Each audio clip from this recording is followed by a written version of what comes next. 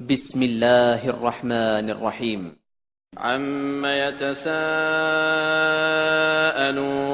عن النبأ العظيم الذي هم فيه مختلفون كلا سيعلمون ثم كلا سيعلمون.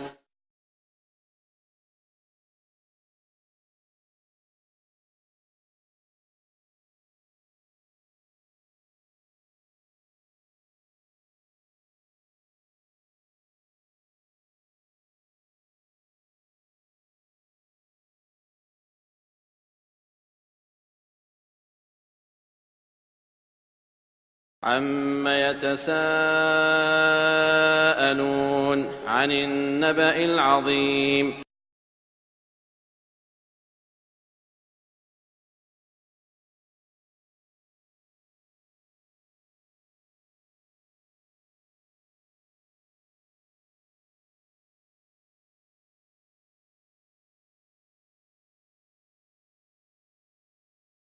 الذي هم فيه مختلفون.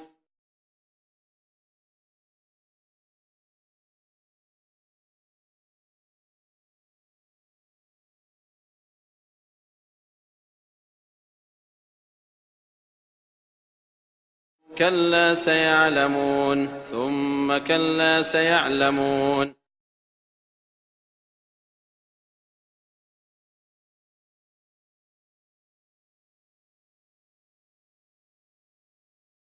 Or Allah commenting on a discussion taking place between disbelievers. There are three opinions about the word, the tafsir of the word yatasa'alun. Yatasa'alun means they're asking one another. Some of them are asking others. One opinion is this is a depiction of believers being asked by disbelievers. That's one opinion. Another opinion is this is a discourse that is taking place between the disbelievers. They're asking among each other. And a third position is that both the believers and the disbelievers are asking the Messenger of Allah sallallahu alaihi wasallam.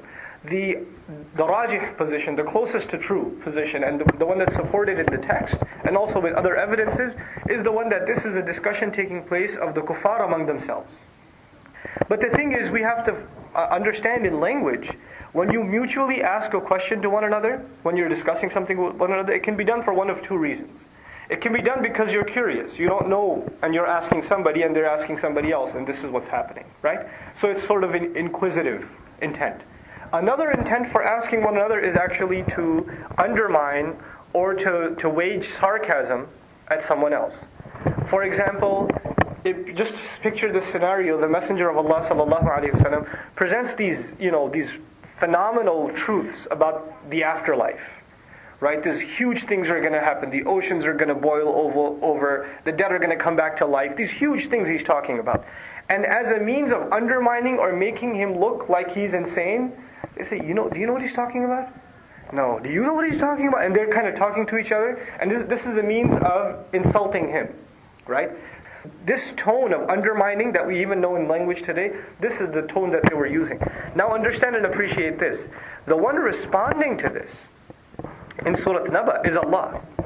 Allah is basically listening to their conversation. So there's a third party here. The messenger is obviously a listener, a party to this conversation. The believers who are making da'wah are hearing this sarcastic conversation. But from the very beginning we learn there's a third party that is also listening to this discourse. It is Allah Azza wa Jal. And now Allah is depicting His reaction to their conversation. So what we learn in the beginning of the surah is Allah has taken offense to their sarcasm. Allah has taken offense to the way they speak about the akhirah. So Allah says, عَمَّ يَتَسَاءَلُونَ